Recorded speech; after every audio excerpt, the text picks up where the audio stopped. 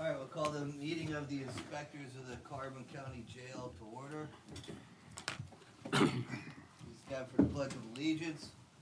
I pledge allegiance to the flag of the United States of America and to the republic for which it stands, one nation, under God, indivisible, with liberty and justice for all.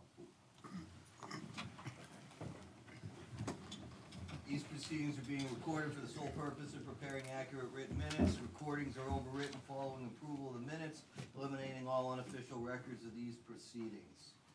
Okay, I guess the next thing, we have a lot of people here, we'll treat it under guests. I guess everybody came here to talk about the MAT program. I know we had discussed it, but we had some issues that were a little law enforcement in nature that we were discussing in the executive session, but we'll discuss it here for these purposes. I think our concerns that we raised were, at least I was, a discussion related to the current status of the fact that we have this in place, we don't have an SOP, and I think that the grant and our understanding of what it was it was a Vivitrol program, and there is no MAT on anything that's injectable. It's all there's nothing injected, so that's where my concerns were. And I know we talked to the Commissioner, and Commissioner Sofranco indicated maybe we get everybody here. So, Gordon, what do we have? Currently, do you know how many are on the program? About 30. 30, and how many inmates do we have? 140 today, 145, I believe. So 30 on 145. Is there anything that's injectable? As far as I know, we don't have anybody doing the injectables right now. Okay. And anybody here from Crime Care? So we offer our patients different options as far as what we use for the MRD program. Okay. So we offer them Vivitrol, but they have to have a choice. Why? That's our protocol. There's no, this is where we run into a problem, because from a law enforcement standpoint, from my position, I'm wondering why there's no SOP on it. Our grant was for Vivitrol, and then we're offering a choice on a program that we're not required to have in place. And maybe that should have came from us as a prison board or from the county to indicate what we have. Because obviously, when you're dealing with an injection, you don't have an issue of it being cheeked or hidden. yeah, and then you sent out into the prison population. So that's why I'm asking, why are they given a choice? So my understanding was and I was here at, I think it was last summer, we were all here, that you guys had approved an MAT program for the facility. Mm-hmm. And the MAT program is all inclusive. County Drug and Alcohol is involved in that, and we implemented a full MAT program at the jail. I mean, if that was not the understanding, then I don't. When you say full MAT program, what does that mean? So when a patient comes in, they are screened for substance use disorder during our intake process. And, based on that assessment, they get referred over to County Drug and Alcohol. And they do their assessment. And if they feel that they are appropriate for the program, then they're sent over to medical, and we do a couple things like the EKG and labs to make sure that they can take either Vivitrol or any of the other options available. And if they are, appropriate candidates, then we offer them, the different forms of MAT. And it's the patient's choice with what they opt for. I mean, we can offer them, we do offer them Vivitrol. It's just that they're choosing an alternative. Well, we're running a correctional facility. They're not necessarily patients to us. They're prisoners at the facility, and we're offering a choice to them of what type of medication they'll receive, and sometimes it's a medication that can end up being distributed to other people within the prison. And I thought, like, when we were getting a grant for it and everything all the paperwork we had that was based on Vivitrol. That's what the grant money came in. If we're not using it for Vivitrol, and I didn't know if is there anybody that's able to administer that's there, or to Yes. Okay, so we just haven't done it because they've chosen not to take it. How many are on the list now to apply, that are looking to get on medical assistant? I believe, I don't know. There's some pending referrals, but right now, for the month of March, there's 18 referrals to drug and alcohol. 18 referrals to drug and alcohol. And how many are currently on then, the MET program? 33. Are there any, other than the referrals, is there a standing, like, request sheet or anything? You know, not that we're already evaluated or being referred, is there? So that we opted to ask the patients that were currently in the facility. It's very difficult to offer patients coming in, and then there were patients that are already there. Right, We offered it to them. okay, So that could pose some of the referrals that were, because we were doing it a little bit at a time as opposed to just throwing everybody on for drug and alcohol. But if a patient comes in, and a lot of these patients that we're talking about are actually coming in on the buprenorphine, right, and that's a continuation program.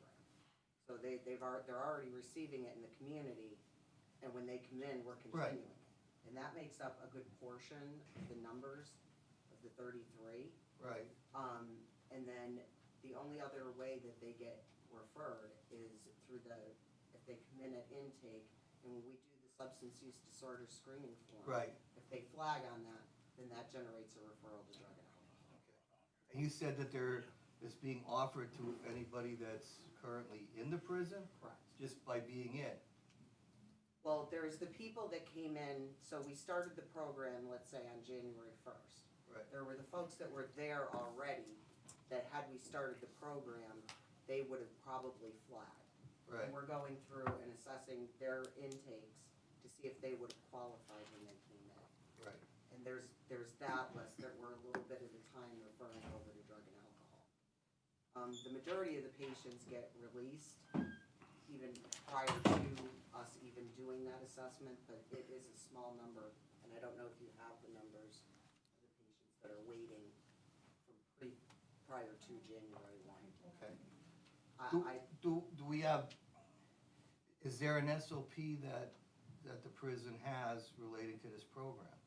Prime Care has an MAT policy. I mean, I could certainly share that with you. Was that made part of the contract that we got? Because all I I saw. think the MAT policy that Prime Care put in place is what the county agreed to work with them on that, with that policy, with what they had in place. Now, do we have a program here?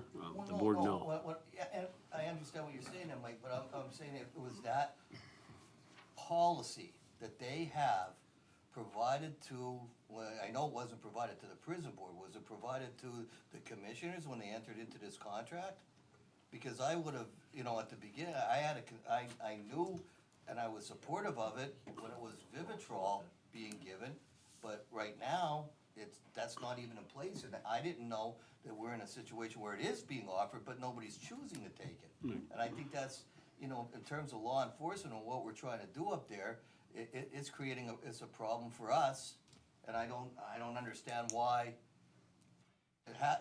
there's a Vivitrol Well, program. I guess my question here would be, I mean, I understand yours, but my question would be, is there a legal term where that the prisoners, and I know we get into this with prisoners, but do they have to be legally given the opportunity to make a choice? I can talk to you, so our protocol is based off of what was recommended in the state law in Maryland and the state of New York, which I believe eventually will be rolled out in the state of Pennsylvania, and they are offered a choice. Right now, at this time, and I mean, Derek can maybe speak to that, but we do not have to offer them a choice. However, I can't force them to take Vivitrol. And I can't force them when they actually come in on the medication already, the buprenorphine. Right. We can't flip them over to Vivitrol. So if they came in on the medication, which you say is currently a large percentage of this 33, Correct. you wouldn't by any chance have that number, or?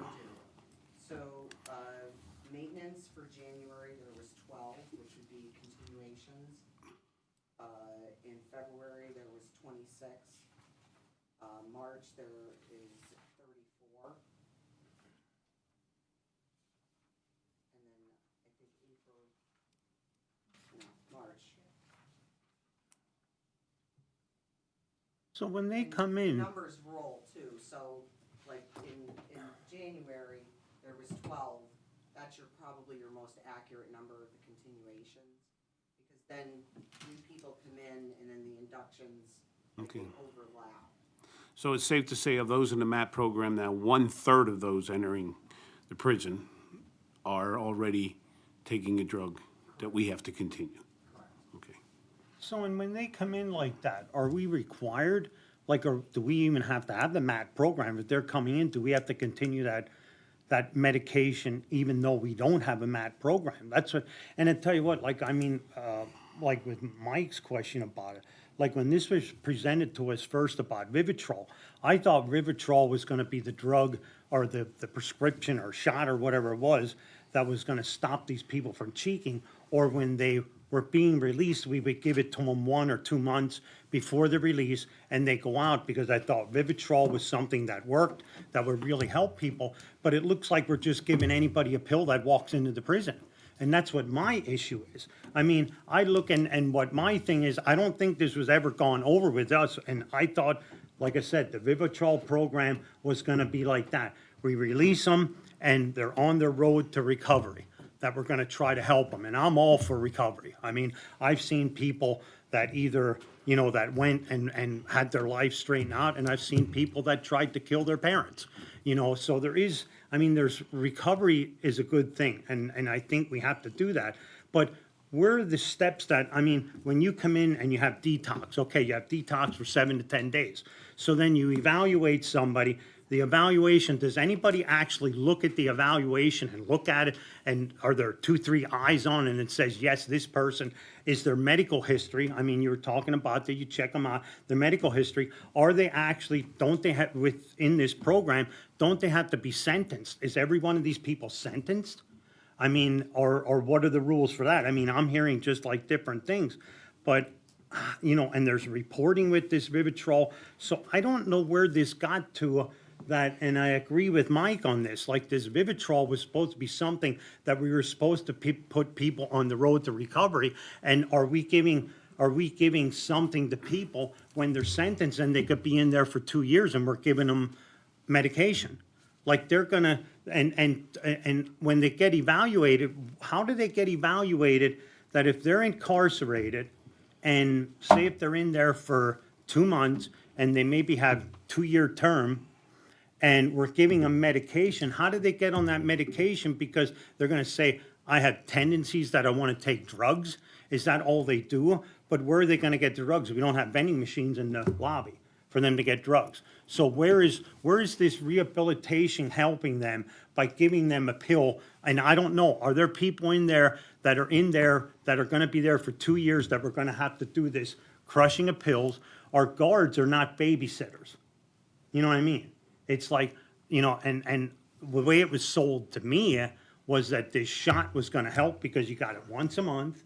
You didn't have to worry about the guards sitting there and watching them take a drink and chewing crackers and all kinds of stuff and make sure you swallow it. And then they wind up cheeking it anyway, probably. They could. And it's like, that wasn't how it was presented to Commissioner Arner, just so you know that. That wasn't what I looked for. And I thought this was gonna be great, that these people could get this and get out and get help with recovery. So where is it helping us? And I don't know, again, is there anybody in the prison that's in there that might have a term for 1 year or even maybe a little bit more that we're giving pills to, that do they actually need it? So we're, go ahead. Good afternoon, Derek Hughes from Prime here. A couple of comments in response to your questions, Commissioner.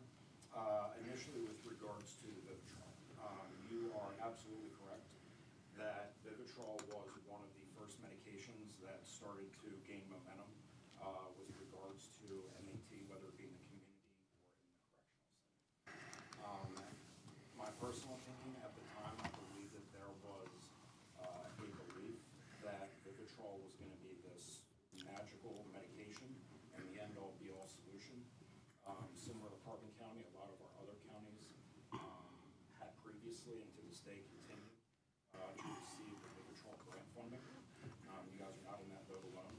But what we've seen, not just here in Hardin County, but company-wide, even with having that Vivitrol injection available, the overwhelming majority of our patients decline to go with that particular course of treatment.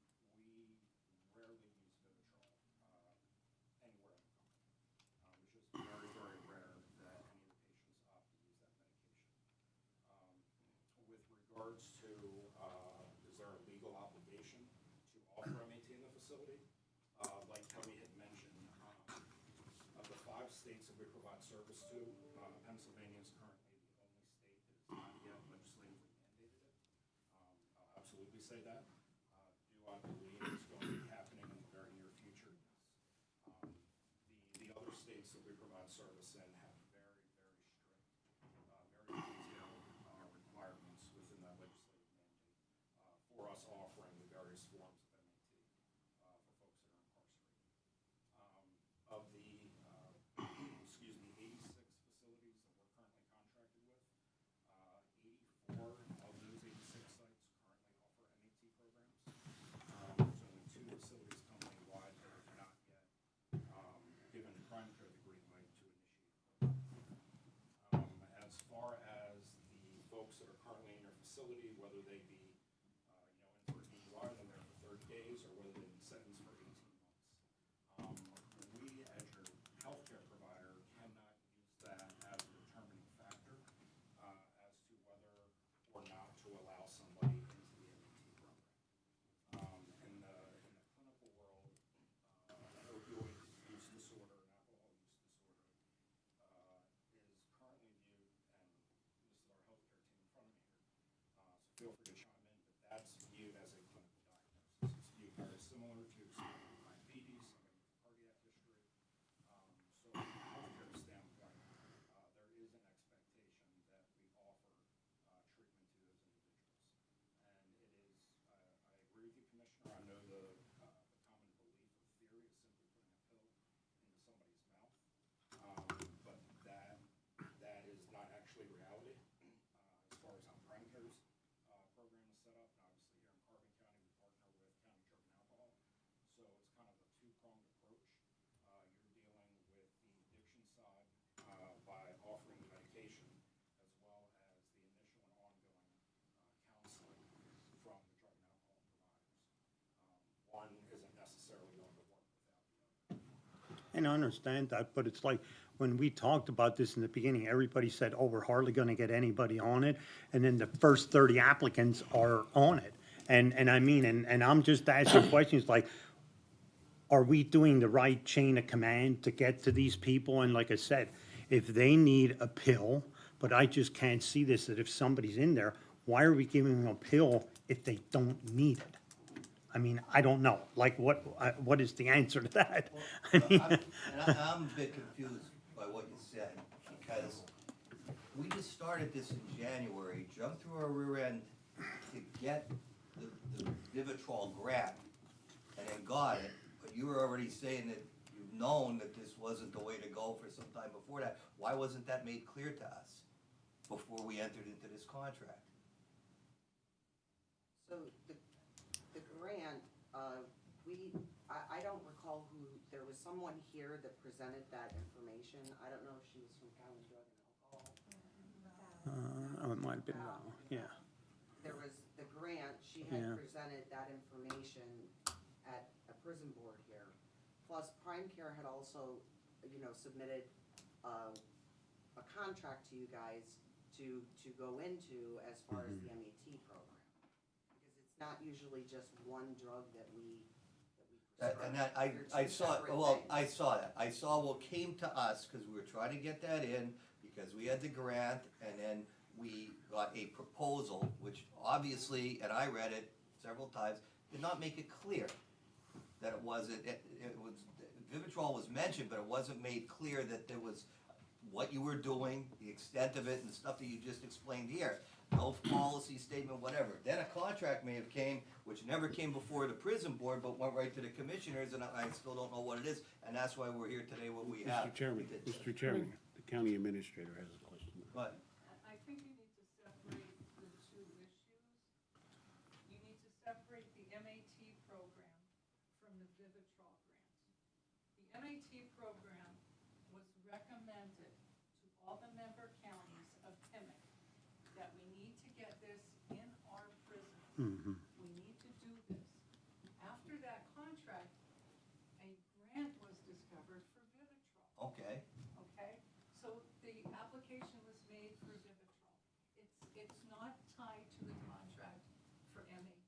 These are two separate. since they both came at the same time, all right, I see. But still, It was recommended by our insurance that we have this MAT program in place because of a lawsuit that was filed, and I believe it was in Pittsburgh. I'm not sure. Okay? but we're in a like, well, I don't know, the judge The has. only thing that's in question is the Vivitrol grant. You know, that's what you need to question. Well, You all know, right. But if people, it- if they're given a choice, be it, do we have to, I'm assuming you have to ask, you have to give choices. The prisoners I at the, don't think I could just say, yeah, you gotta take this. well, my position is, go ahead, Judge, you had some. Just as a guest here today, I chair the opioid settlement advisory committee with Jamie Drake, and we had meetings as far back as June of '23, when we tried to figure out some of the use of those monies, and one of them was an MAT program at the jail. And Jamie she was instrumental in reaching out to Prime Care, but unbeknownst to the committee, there was a proposal submitted by Prime Care to the commissioners, which had been signed off on in June of '24. And I think that's this program that we're talking about. That specific program, from my reading of it as well, doesn't say anything about any other MAT but an injectable. So I guess I'm confused, just like you are, as to why Prime Care has decided to do the Subutex as opposed to the injectable, which was the proposed to the commissioners in June of '24 and approved on June 27th at the meeting. Additionally, in our discussions at the opioid settlement advisory committee level, there had been conversations via email that what MAT was going to be provided at the jail before this proposal was ever submitted was going to be agreed upon between Prime Care and the jail. So I guess the question I would have would be, did Prime Care and the jail decide and discuss what MAT was going to be given? I don't know the answer to that, but when I got a chance to review the proposal, I assumed, based upon the fact it said injections, that meant Vivitrol. Or Sublocade, but I know Sublocade's not being given. Because that was asked at an informational meeting at Drug Now a couple weeks ago. So I'm as confused from my standpoint on the opioid settlement committee, as well as the treatment court judge, why we're giving Subutex, which is only a partial antagonist, versus Vivitrol, which is a full antagonist. Why we're giving them the opportunity to still maintain some semblance of a, I won't say a full-blown addiction, but I realize Suboxone, Subutex, they do work, Sublocade, they do work to a degree. But Vivitrol seemed to be the way to go because that's what everybody was suggesting, and that's what came out of our advisory committee. And that's what apparently was followed up with by the commissioners when they applied for the Vivitrol grant. And I asked the very question also about what is that grant going to do vis-a-vis the monies that were provided, and it said they said it was going to replace the monies that would be taken out of opioid settlement funds, as opposed to those funds being used to pay Prime Care. Vivitrol grant monies would be used to pay Prime Care for Vivitrol. That's my recollection of various proceedings, meetings, and whatnot that we've had on this issue. But the Vivitrol could be used for alcohol or opiates. And I mean, my thought was that if you have somebody that's alcohol, you cannot use it out of the opiate funds. So if there were 15 people that were alcohol and there were 15 that were opiates, we would pay that 15 out of the opiates and we would pay the 15 out of the grant. That's how I think you service the people. I mean, we're looking for things to use this opiate money on it, and all we're doing is we want to grab, but we're not looking at how we can use it.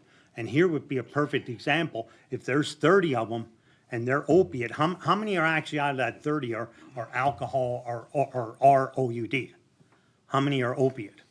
You know, is there stats on that? Are we actually looking at that? You know, everybody's looking to try to use the opiate money up, and here might be an issue where we could. And if there's somebody coming in and they're sentenced for 3 months or whatever they are, and they're addicted, there might be the Vivitrol shot that might work for them. Are we looking at that type of people that are in the prison? Or that they're being released in a couple months? Or are they gonna be long-term? I mean, are we looking at every prisoner that could be, I don't know, what you wanna say, applicable to their situation? Yeah, do we have any like prisoners that have been in there like for 6 months and now are on, showing an interest or trying to get onto the program? I don't, do you guys have that number? Huh? People that have been in for 6 months with no MAT, which means no drugs are available to them for 6 months, and now they're requesting to be onto the program. Seeing that, I don't get. They've been off of And it it's for not- 6 months, and now we're giving a pill to get back on pills. Listen, you're doing it the way that you do it, and I understand that, and I'm not, and if I sound a little critical of it, it's just that that's not the impression I got in trying to, as a prison board, trying to regulate what's going on at the prison. And I have my detectives up there investigating things, and I have more problems now than what we had before we had any of this. And it's entirely off of my understanding of what this was going to be. How much Okay. was the Vivitrol grant for? Ellie, do you have I that? think it was 111. 111,000. And what was that to be spent on? Was that prime care positions as well as the Vivitrol itself?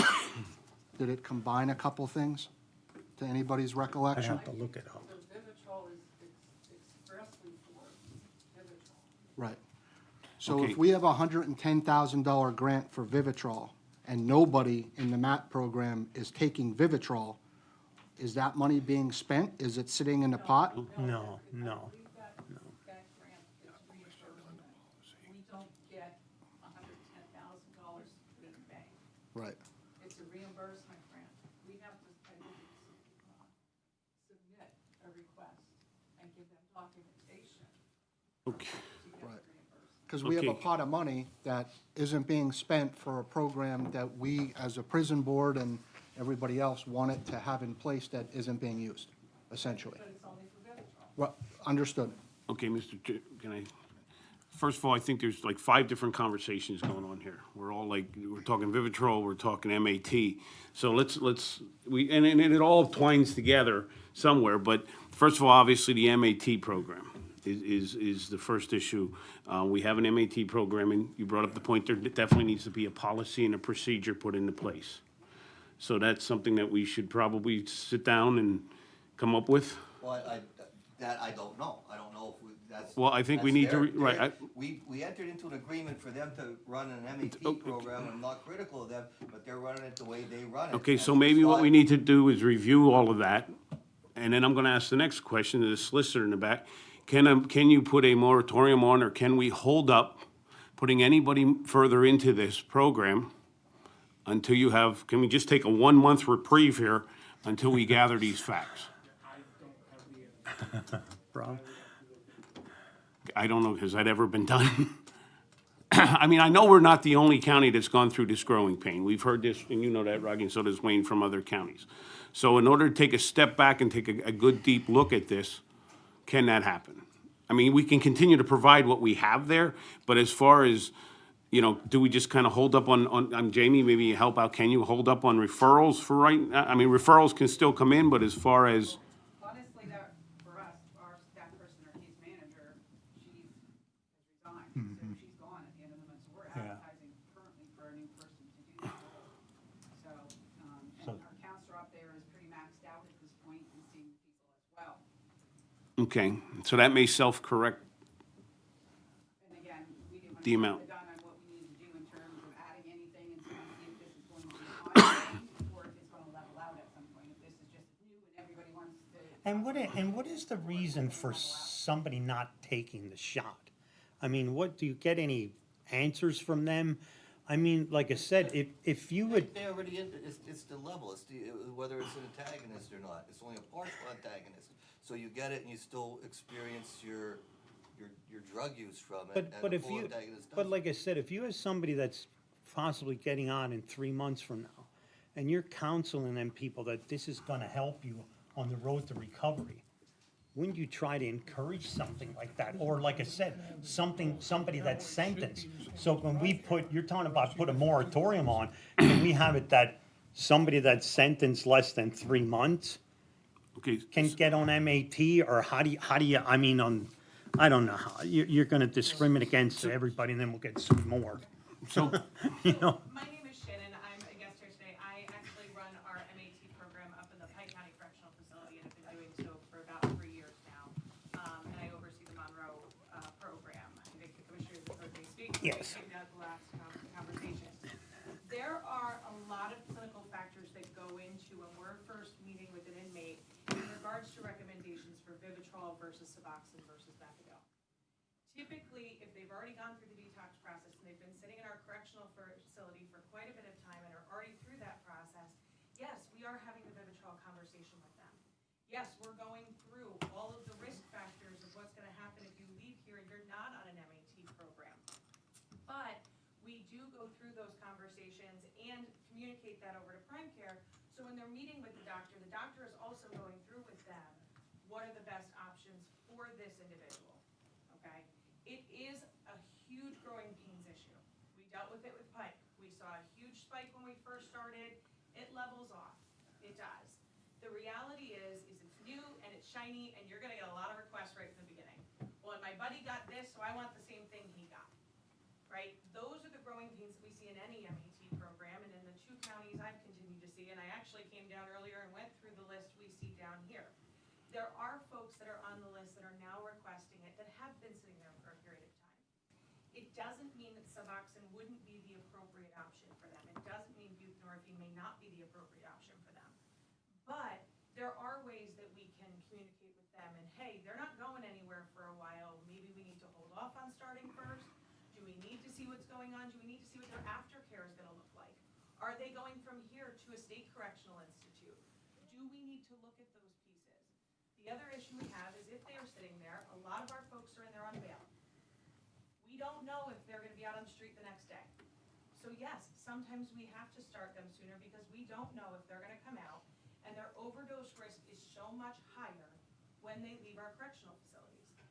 There have been a number of directives that have come down from your insurance companies, from the Attorney General's office, stating that this is going to be mandatory. Yeah, but it's not, It's not yet. and that's the key. We've sat on those calls with the Attorney General and all of those pieces where they are saying, you need to get this in line and figure out how you want this to work in your county, or they're gonna come in and tell you how to do it. This gives us the ability to work with these folks. In Carbon, you guys are unique to most of your folks are Carbon residents, right? These are folks that are eventually at some point coming back out onto the streets here, and if we can help them with getting the treatment, getting onto the MAT, buying into the treatment that they're getting here to prevent the recidivism side of this, right? We don't wanna keep seeing these people back in and out of your correctional facility, so something has to change. Now, the Vivitrol grant, depending on how you write it for, because we have the same issue, I have a few folks that'll take Vivitrol, but most of them don't want it. Most of them are on Subutex while they're in the correctional facility. First of all, we can switch to the injectables. Most of them, you know, if we're looking at Subutex versus Suboxone or Sublocade. The problem is, and most of the time is, and I know we chose it in Pike, is it's a lot cheaper for me to maintain them on the pill in the correctional facility than the injectable every month. We run that cost analysis. I think, what was it, like an $800 difference per month per inmate? More than that. If you put everybody on the injectable versus having them on the pill right now, there is a huge cost difference. But we have a $111,000 grant to pay for that. But that's only the Vivitrol. I get that, but you're saying there's a cost difference for something that isn't being used. Like this is about effectiveness, not necessarily cost. Yeah. Well, I think even the reality is, if we said, okay, the only option you're getting is Vivitrol, you're still not gonna spend that money down. They're not gonna want it. So is it looking at where we wrote in that grant of what else we can use that funding for? We ended up pulling part of our Vivitrol grant booklets. There's an evidence-based practice booklet that can be purchased with that funding. And that's how we ended up trying to spend down some of that grant to be able to provide more of an education. They worked through the MAT booklet before we even finally made a decision on which form of MAT they actually want. You know, so there are some different ways to educate the inmates in regards to making a good decision, rather than just, here's what you're getting, good luck, and rather than a 5-minute, okay, this is the one you want, okay, go ahead, meet with the doc, good luck. So now, based on your, obviously, expertise here up in Pike County, where it seems to be very successful, as in Monroe, what adjustments or what should be done here in Carbon to get to that level? So I did go through the list today. I went through the list of referrals, who you've got in there, where we're seeing folks. So it may be looking at having those conversations, making sure that the prime care staff knows, hey, this person may be here for a while, isn't going anywhere. So they may go ahead, run the blood work, do all of those pieces, but we may delay initiating them, which we do have. I have 2 people on my Pike list that I'm not sure are going anywhere for a while. So they're on a pending list.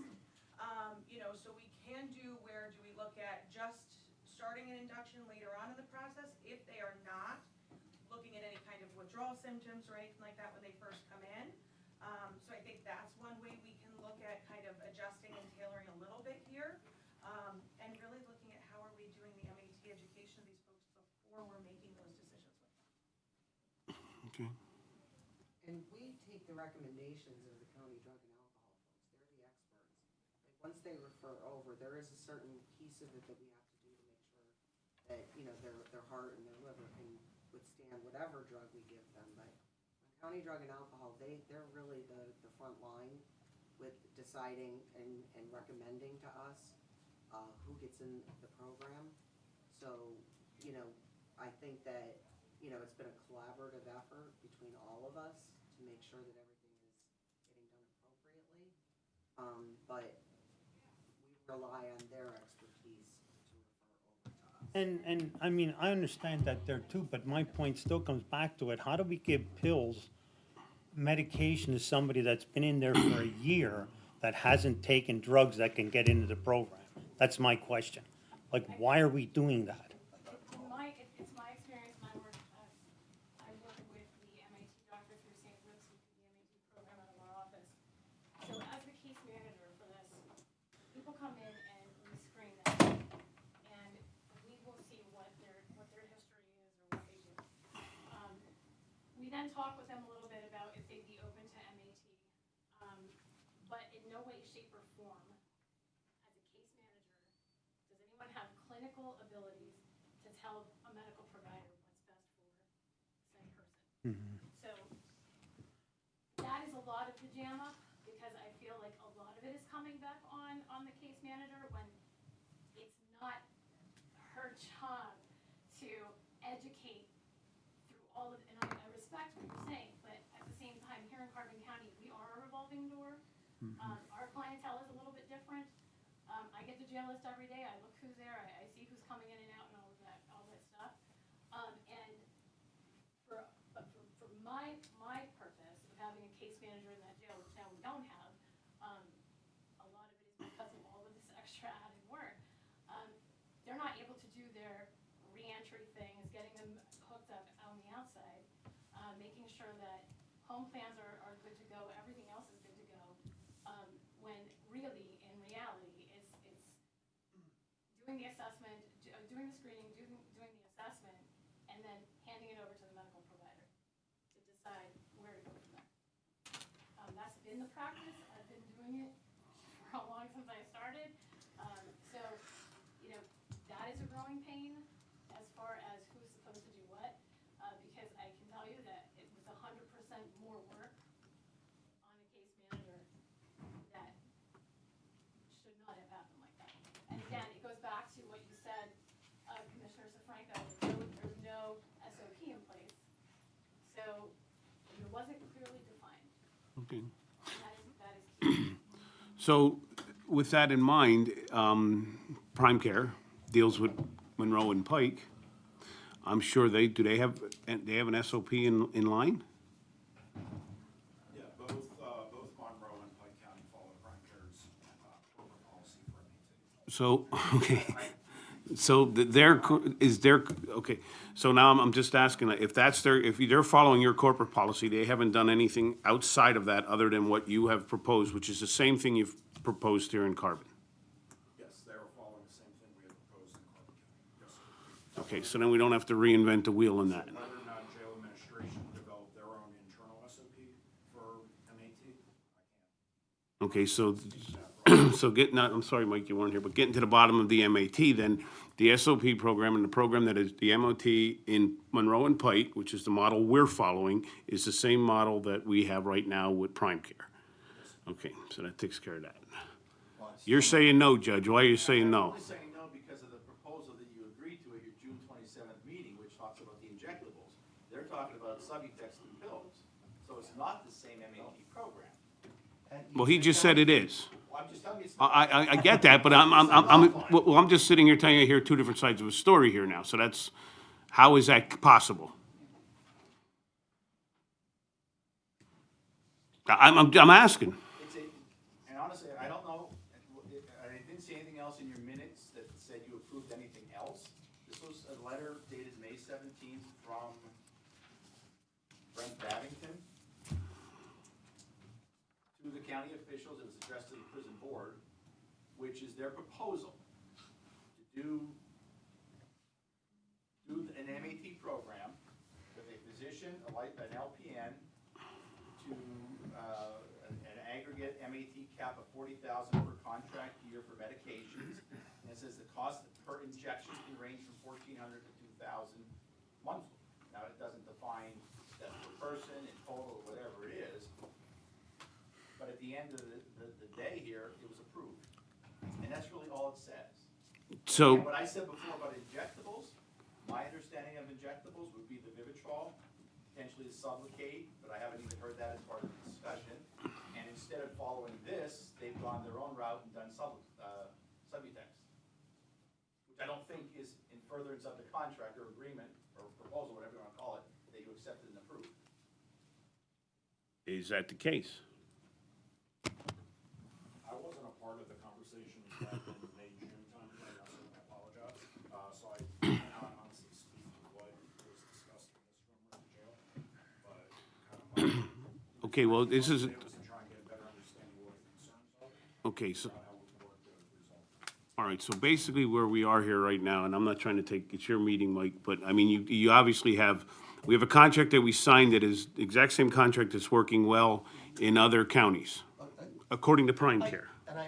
And over here, so somewhere this has to get fixed up, like who's, But I sat through this stuff, and I understand, Pike's different, you even said Pike's different.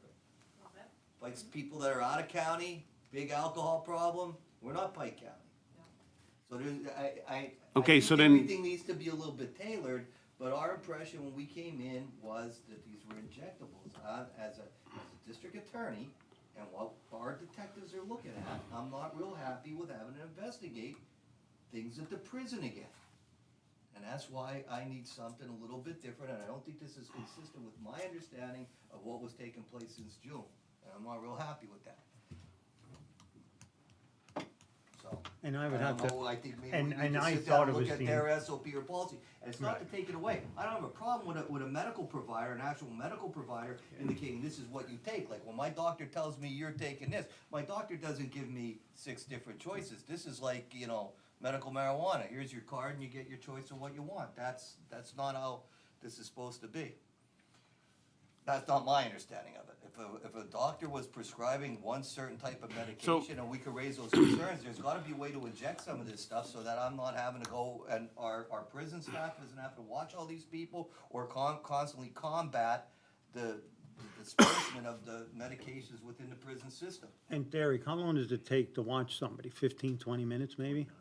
That's a lot of time, Yeah, and we do it in, it takes the entire day shift. And I think going back to it, I mean, like, I'm on board with Mike. I thought we were going with the shots. We could, I I know mean, we I could go don't for know. hours on this, we'll Yeah. schedule another meeting if it's okay, and go over what your policy is and how it's doing, and try to work it, I'm not being critical, being critical of the policy, not being critical of anybody that's doing what they're doing under the terms of that, because I know you're doing what you've done and what you're supposed to be doing, but my concern is that's not how it was sold to us, and that's not what's in place, and there's gotta be a way that we could have a little bit more control on doing something here with this, or at least to look at it. So I don't mind scheduling, we'll work through the ward and schedule a meeting with you guys, and we'll let anybody know who has it, and we'll take it. Yeah, and something like this can work. It's just like, I don't think we're looking at all the angles. I mean, it's like, I mean, and like I said, I don't, and I'm going back to that again, not, if you're telling me I'm beating a dead horse, I just don't like somebody being in the prison for 6 months,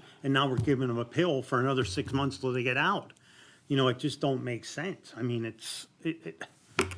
I don't know. That wasn't the way I thought recovery was gonna work, because I know people that went through recovery, and it wasn't done like this. I mean, if you're in prison and you're not taking drugs for 6 months, and you have another year left on your term, you should be able to make it to the end, because you did without drugs and I don't know if anybody realizes this, you know, sometimes prisoners might lie to you, you know, and you know what I mean, so, and that isn't as a joke, but I mean, I think we have to watch where we're prescribing, and you know, like I said, I would be happy if it was, you know, if somebody comes in and you gotta try to talk them into Vivitrol when they're going out, if they're only sentenced for 3 months or 6 months. And, is there a time period on when you would start somebody on the MAT program? And like I said, I just don't see them being in there for 6 months, putting them on MAT, and they still have a year left on their term.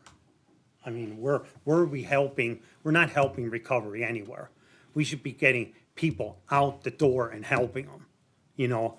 I mean, and I said with the opiate money, I mean, I looked at it too, if we could give these people 1 shot, maybe we'll get in trouble for giving them 2 shots afterwards, you know, 2 months afterwards with the opiate money, then so be it. But we're trying to get people recovered and back on their feet. That's our main objective. I have one question about the MAT program. We have 32, whatever the amount is inmates on the program now. We got 140 inmates in the jail. We have 70 people warming up in the bullpen for this program.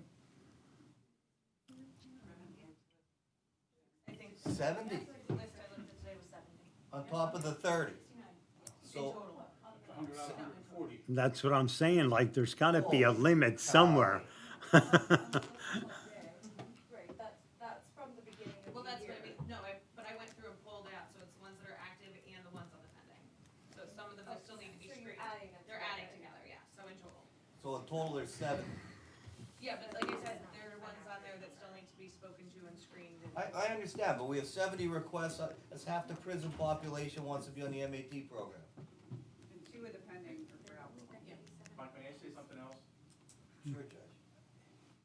I find that incredible in the sense that once word gets out, prisoners are able to receive Subutex.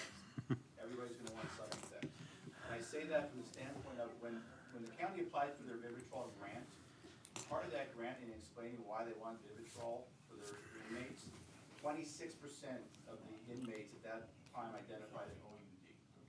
From the period Oh, yeah, yeah. January through June of '24. Yeah. Now, that's a 6-month period, so you're talking about a revolving door of inmates, only 26%, and now you're up close to 75%. And if I could just break that down just a little bit more. So if you have 70 people total on a list, and the case manager and the counselor are expected to screen, assess, and counsel. You have 1 person as a counselor and you have 1 person as a case manager. That counselor is doubled what they are allowed state regulations through VDOT to see. But aren't you also losing somebody that's resigning at the end of the month? You lost my So, person, right. so now you have even less services, because counseling's part of it, Correct. right? It's the other piece of this. So now, you're gonna have an increased number of people who want this with no resources to counsel them to get it, And who knows how long we're gonna have somebody, that position be open, which that has always seemed to be a problem, as it is in many places. It's not just you. I mean, it's hard to keep employees everywhere, so, you know, how are we gonna solve that problem? Okay. So without adding, and then we lost, without adding, how do we do it? I guess that's the question. That's a great All right, question. We're gonna set something up, we have to move on with the rest of our meeting, so there's nothing. I don't know, Mr. Chairman, there were some comments online, I don't know if you wish to respond or just leave them go. It's up to you.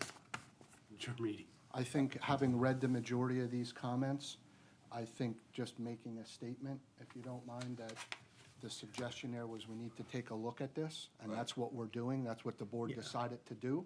So we will take a look at it, and we will review it, and there will be further discussion and reports at future meetings. Okay, so we'll move to that. All right, thank you all for coming, and I look forward to setting something up with you, okay? All right, Before you get started, I The didn't other know, guests? I didn't know we were gonna go this long. I have another meeting to go Okay. to. I think you guys still have a quorum, but I'm gonna sneak out now to not disrupt the rest of the meeting. Thank you all for being here. all right, I'll entertain then a motion to approve, everybody got a copy of the minutes, and Yeah. had the opportunity to review them. I'll entertain a motion to approve the minutes for the meeting held on February 19th, 2025. Motion approved. Second. Motion made second, all those in favor say aye. Aye. Any opposed? I've abstained. I wasn't here, Mike. One abstention. Note that in the minutes. All right, reports of executive sessions held. We didn't have one, other than what we came back on in the meeting and announced that. Reports of committees, maintenance report. Johnson Controls was here for 2 days, basically doing our annual fire alarm system testing. We check every smoke detector, every heat detector, every strobe, every, speaker to make sure the entire system works. We did it for 2 days, ran testing and everything.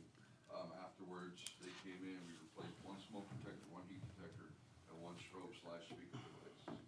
I submitted the 110, which is a yearly water usage report to DEP.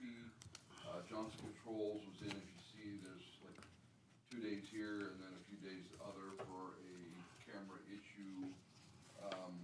As far as, at the moment, everything is good with those. We changed the indoor filter to the dog shelter. I submitted the dweller reports to DEP. Sykes Brother was in for their monthly service, and we had a service tech in for the body scanner. The only other thing that isn't on here, I brought up to Commissioner Rocky, some of the parking lot has definitely, this winter has been bad too. We have some big cracks in our parking lot, which is basically 2.5 years, 3 years. Last, I think it's not even 2 years. I think so. No. I know, Steve Napper was the maintenance at the time, so that's before he moved over. And we're gonna have the people that did the work come up and, Take a look. yeah. Thank you. And I do have one other thing, I don't really need a discussion on this, but I would like you to check into a salt shed for this upcoming winter that you got a couple months, cause we're paying a tremendous amount of money for salt, We did go up to the lake, get some buckets. okay, Our spreader we have on the truck does not work with that salt. okay. It just kept jamming up over and over and over and over and over, because I just wanted to try it to see, and yeah, the salt that the county's getting, we definitely need a new spreader. Yeah, cause the salt is costing us almost $600 a ton where we can buy it for 93, so we have to look into that. To me, I don't know, I know the space over at the training center that was, I guess it was marked for council of government to put a building in. I mean, if they're not, to me, that would be a good spot, but if it can't be there, no. No. Well, we'll look at Parking and something other things, so. when I come up to look at that concrete and stuff and the blacktop. All right, thank you. All right. Any other questions for me on the maintenance report? Not, we'll move on to work release report. Good afternoon, everyone. Submitted to the board is the monthly work release report. We had three inmates on the program, during the month. Currently, we have 3 inmates on as well. Room and board total for the month was $650. Court cost was $60. Inmate payments, $196.43, and escrow total of $30. in-house program. And if there's any questions on any of the information, I'm happy to answer that. Thank you. Anybody have any questions for Mr. Shubeck? If not, we'll move on to the Plan of Action Committee. I know we have no report on that. Warden's report. Okay, report from February first to February 28th, 2025. 58 male admissions, 16 female admissions, for a total of 74. We released 68 males and 16 females for a total of 84. Average daily population for the period was 150. Current population as of 2/28 was 113 males, 21 females for 134. As of 2/28/25, we had 162 commitments at the jail. As for transports, we had 4 hospital transports to ER, 8 specialty cardiologists for a total of 20.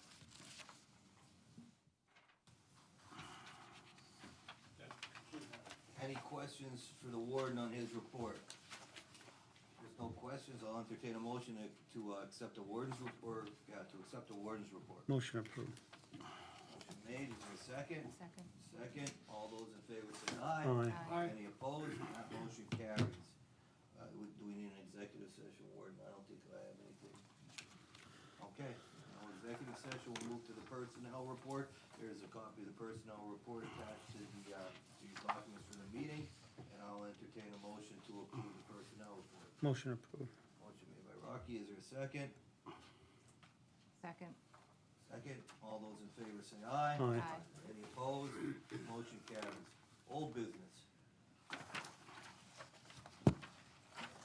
Since we just discussed it, I'll just say, who wants to meet with me when I meet with Prime Care?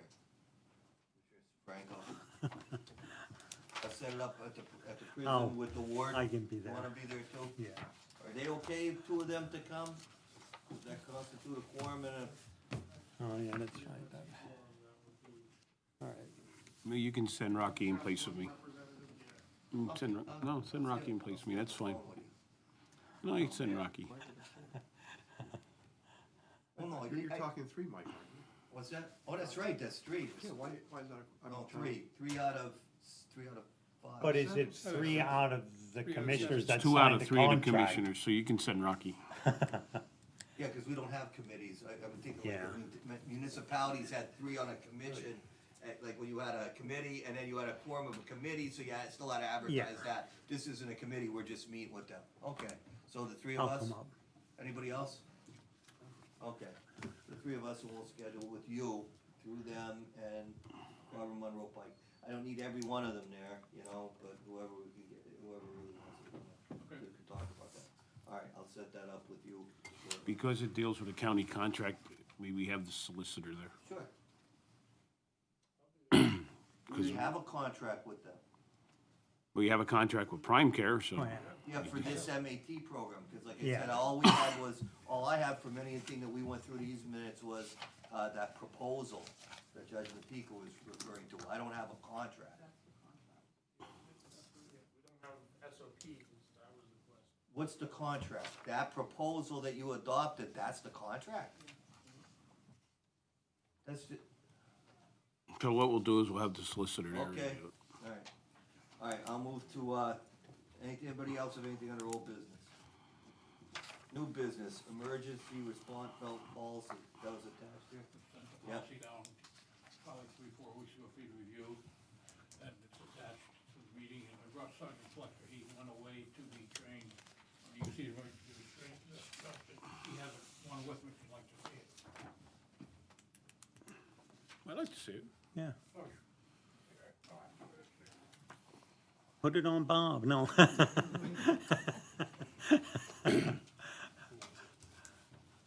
Oh, I see what it is now.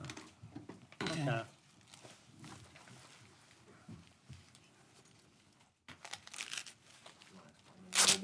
There's an actual procedure to. So you pull that out, further and loop it around Loop it in and slip it in? up front, right? I think I got one for the dog like that. What, you wanna put it on me, go ahead. Maybe Barrett. Oh, what?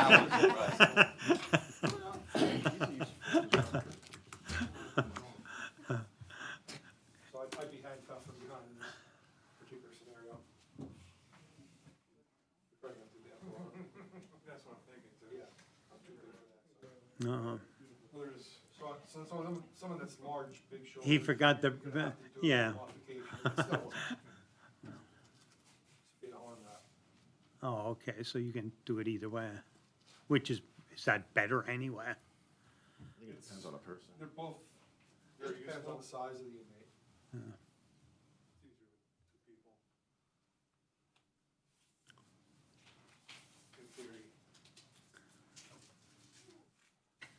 It controls them, and you get a handle, you can move them around. Okay. Basically, he is like a sack of potatoes right now. Okay, Frank, see you later. Meeting adjourned. Okay. And if you use in tandem with, two other belts, and they can be carried out as well. Keep you in there for half an hour, correct? Correct. That's the length you keep them in there before you Mhm. take the belts off. Okay. Set the policy down to the school. Okay, so, I guess we need to entertain a motion to, approve the emergency response belts policy, make that part of the SOP of the prison. I'll make that motion. Motion made. Is there a Second. A second. All those in favor say aye. Aye. Any opposed? That motion carries. Anything else under new business? Correspondence, we don't have any? Correspondence, is there any further business? Okay, if there's no further business, then I'll deem this meeting to be adjourned. Thank you.